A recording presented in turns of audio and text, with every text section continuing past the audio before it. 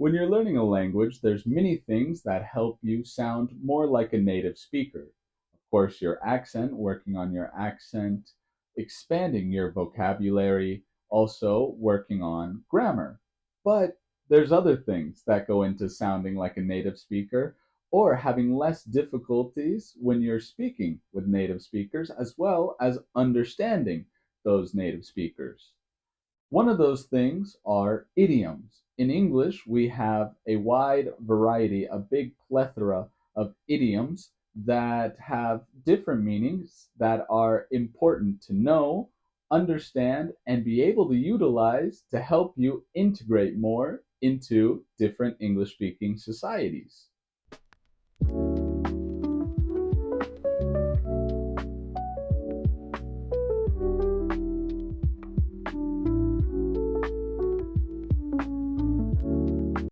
Hello, everyone. Welcome back to English on Autopilot. This is the first advanced video that we have.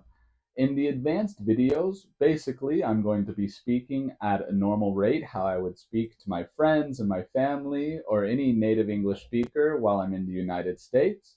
I'm going to use more complex vocabulary, little different grammar structures, things like that. You don't need to worry at all about that.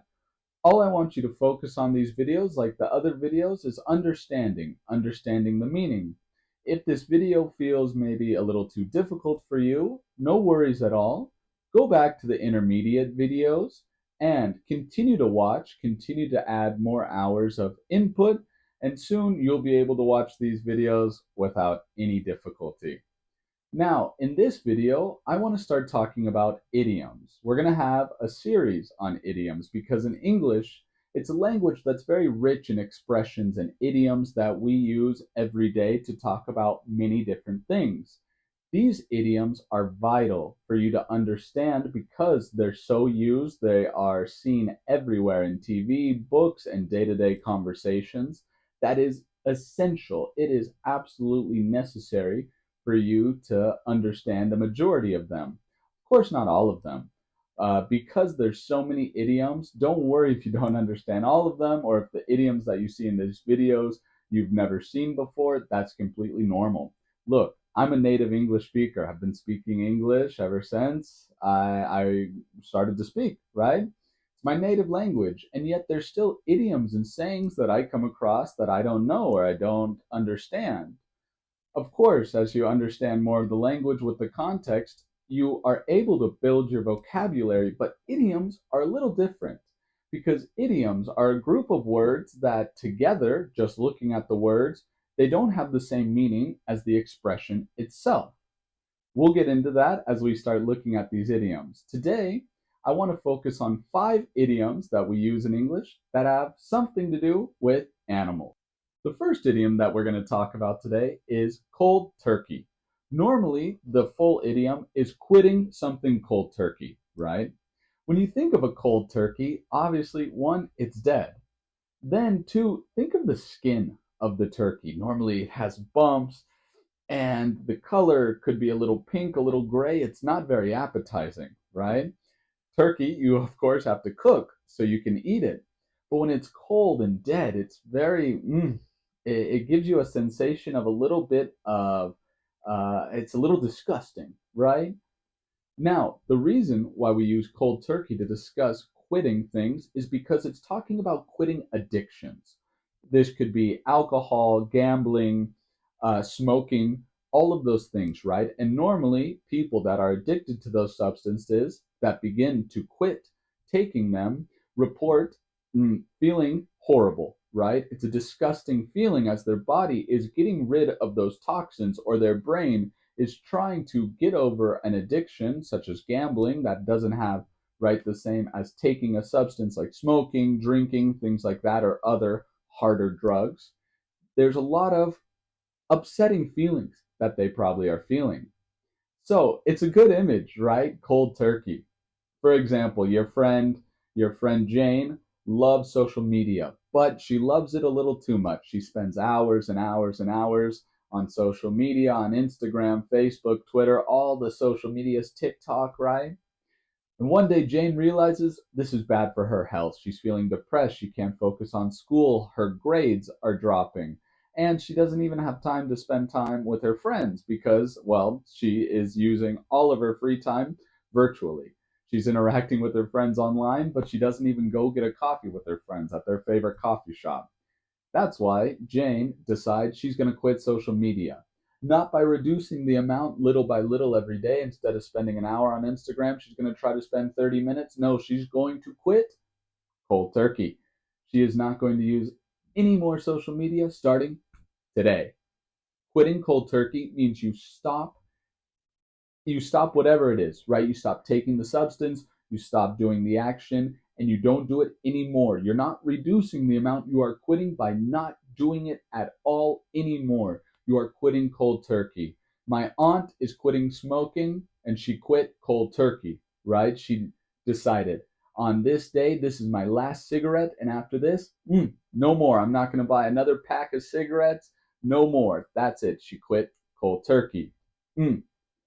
The second idiom that we're going to talk about is a little bit equine related, which means it's related to horses. And it has a very deep, rich history, seen first in Homer's work, the Iliad, back in ancient Greece. It's hold your horses. Now, don't go outside and find a horse and hold on to it. That's not what it means. When Homer wrote it, it was more literal, talking about battles and things like that, holding the horses back before charging into battle. Nowadays, hold your horses means calm down, slow down. Don't get ahead of yourself, huh? Hold your horses, right? Let's say you're going to the amusement park and you have children with you. And of course, the kids are in line. They can't wait to get in. They're running around, they're freaking out, they're super over the top excited. The parents might say to them, "Oh, yeah, hold your horses. We have to stay together as a family while we're in the amusement park, eh? It's dangerous for you guys to go off alone. Hold your horses." Someone's excited. They want to get started, but they need to do it calmly. You tell them, "Hey, hold your horses." The third idiom is also seen in a lot of literature, but in a more recent time period, starting in about the 1800s. It's even seen in Dostoevsky's writing. Let's imagine a man that goes to a museum. The museum is amazing, and it's about natural history. The man is going to all the exhibitions, there's a lot of imagery, there's a lot of small artifacts, and he goes through and he's looking at every single one. He's very inquisitive, he's very curious. This man wants to know all the details about all the little artifacts that they have in the museum. The man leaves the museum and he's talking to his friend about it later, and the friend asks him, "And what did you think about the giant elephant statue in the middle of the room?" And the man realizes, what elephant? He didn't realize the elephant. Now, the elephant is exactly what the idiom is based off of. We say an elephant in the room. Now, it doesn't mean, of course, the actual elephant. We're talking about idioms. It doesn't have the exact meaning. The elephant in the room is when you're in a group of people, and there's a topic that no one wants to talk about because it's awkward. Because whatever the topic is, maybe two of the people are in a fight over a parking ticket. They parked illegally. One friend was driving his friend's car. He says his friend needs to pay for it because it's his friend's car. Obviously, the person who owns the car wants the driver to pay for the parking ticket because he's the one who parked illegally. Now you go out, that happened maybe 2, 3 days ago. You go out to dinner with that group of friends. Everyone knows what happened, right? Either the driver talked about it with some people, the owner of the car talked about it with other people. Anyway, every single person in the group absolutely knows what happened, but obviously no one's going to bring it up. It's the elephant in the room, and if someone brings it up, it's going to be very awkward. The elephant in the room, or an elephant in the room, is that topic that if you bring it up is going to cause problems. And on top of that, everyone or the majority of people know, right? They know there's a problem, right? If yesterday you had a meeting with your boss and you talked about getting a raise, they said, "Well, I'll think about it." Then the next day you have a meeting about a specific client And no one talks about that raise, right? You nor your boss, neither of you are talking about it. Obviously, the raise, that conversation, is the elephant in the room. This next idiom, if you think about it, kind of makes sense, right, by itself. But the actual history of the idiom is way funnier, way more interesting than the actual idiom. It's to get someone's goat, right? Obviously, if you go out and you steal someone's goat, that person would be very upset. But that's not where the meaning comes from. The meaning comes from horse racing. Now, horses, before they race, they have a lot of energy because they need to race, and normally they're very agitated, they're very nervous. And they used to put goats in the same stall as the horse to calm down the horse. And to cheat, a lot of people would go and steal the goat so the horse would be nervous, pacing around, wasting energy by being nervous, and would therefore lose the race. Nowadays, to get someone's goat has a little bit of a different meaning.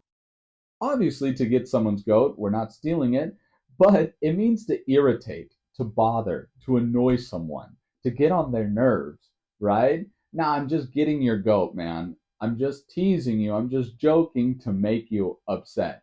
Or Tom's girlfriend went and talked to Tom about maybe the fact that Tom never picks up after himself. And then Tom, right, he leaves the room a mess, clothes everywhere, dirty dishes. Tom, he's a little bit of a pig. But then he goes and he says, Sarah, his girlfriend, really gets my goat in the morning. She always complains about the clothes in my room and it's a mess. Well, Tom, if you don't want Sarah to get your goat, pick up after yourself. Oof, can't stand Tom. And we always tell him, Tom, clean up after yourself. But he doesn't listen. So Sarah, she's going to keep getting his goat. Am I right? Now, the last one is about organization, is about making sure you're organized, prepared, ready for whatever you need to do. To do that, you need to get your ducks in a row. Where did this idiom come from? Well, there's no exact science behind it. We're not exactly sure. However, it's believed that because when ducklings are hatched, they follow their mom in a line, in a row, right?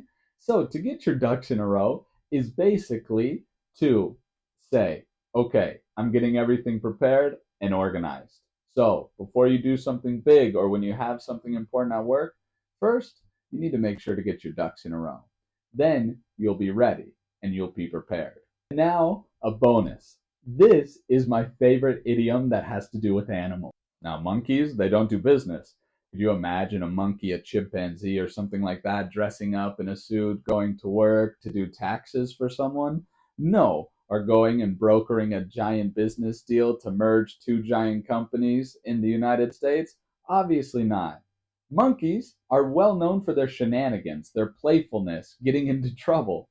So, when someone is getting into monkey business, they're getting into trouble. They're doing something they shouldn't do. They're being a little crazy. They're being wild, right? They're getting into monkey business. My students sometimes they get into monkey business in class. Let me tell you what, especially those little ones. They start playing around. They start not focusing on what we're doing in class because it's just monkey business for them. They're just having a good time playing around. It's by far my favorite idiom about animals because it's just a fun image, right? A lot of these idioms are fun just to think about. They're fun to imagine. What does it look like getting someone's goat? What does it look like? What does monkey business really look like? So, put in the comments below what your favorite idiom was on this video. Let me know. If you want more idioms about animals, I can make a second video about this as well. Now, there will be other idioms because, like I said, English has a ton. So there will be other videos talking about other idioms with different items in the house, outside the house, at work, things like that. So make sure to keep watching because those videos will be coming soon and the series will continue with a lot of idioms. If you like this video, please go ahead, give it a big thumbs up. Don't forget to subscribe. If you can, please donate to the channel. $1 or $2 is a huge help to help this channel grow, to keep improving, to keep making the videos and content better for all of you. All right, everyone. Have a great day, great week, great weekend whenever you're watching this video, and we'll see each other in the next one. Bye.